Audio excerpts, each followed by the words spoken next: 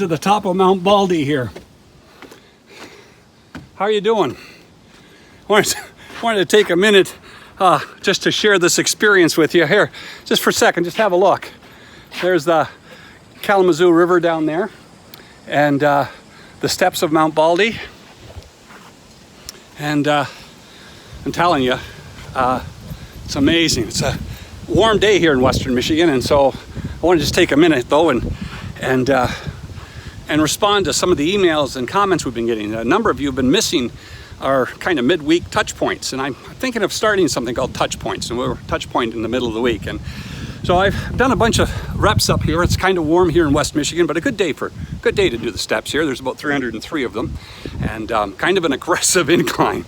Anyhow, this past few weeks, and especially this past Sunday, it was I was teaching and in a message called Remember. And we were thinking about remembering. We were on, although our anniversary was a little while ago, we took last Sunday as an opportunity to remember and celebrate our installation at Holland Heights 30 years ago. And in that message, I made the point that Moses in Deuteronomy calls us to remember, which is natural because it's kind of his time is over, and he's ready to let the people go. And under Joshua, so he says, remember, remember, remember, remember, remember the Lord your God, remember the Sabbath day, remember that you were slaves in Egypt.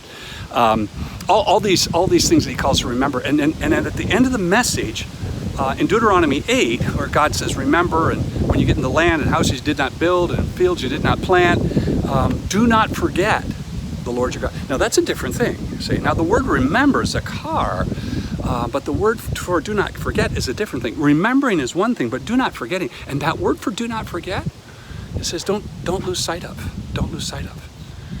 Because if you lose sight of something, then you don't see it. And if you don't see it for a while, it's easy to ignore.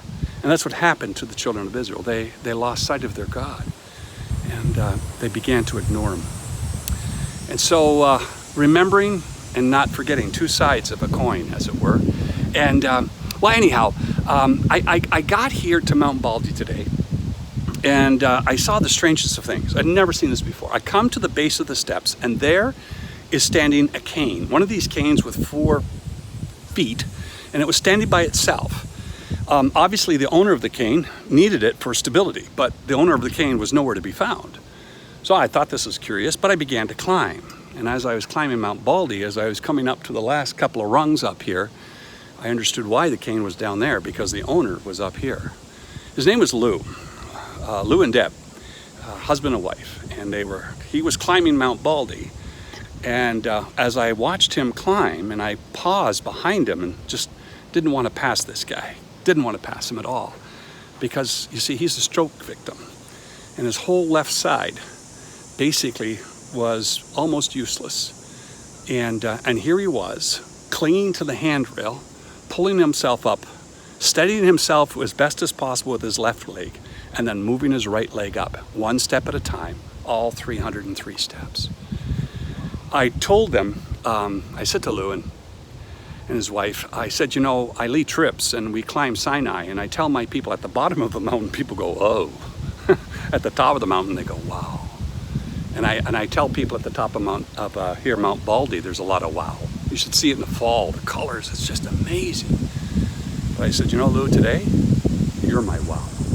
You're my wow. We had a nice time to chat for a few moments, and then off they went. And I've been thinking about that encounter. And what I was thinking about was that I thought that was a picture for the church. I was thinking about how with the church, we need to remember, and we need to keep our eyes on, and not this time of political upheaval, this time of medical upheaval. And I'm kind of feeling like, boy, it's just hard to do anything. It's just everything. And I kind of feel my ministry's, if I may use the word, crippled. And then I saw Lou, and I think of the body of Christ.